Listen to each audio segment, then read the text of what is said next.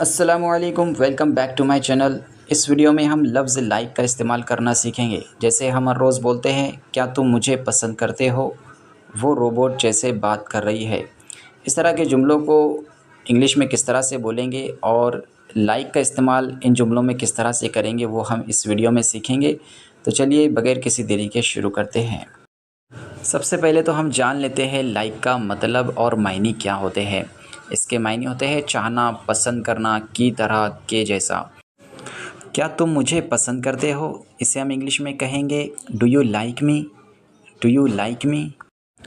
वो रोबोट जैसे बात कर रही है, या आप इस तरीके से बोल सकते हैं वो रोबोट की तरह बात कर रही है, या वो रोबोट जैसा बात कर रही है।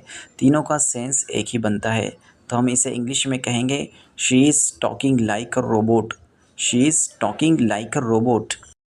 वो चीते की तरह दौड़ता है, इसे हम इंग्लिश में कहेंगे ही रन्स लाइक अ चीता, ही रन्स लाइक अ चीता।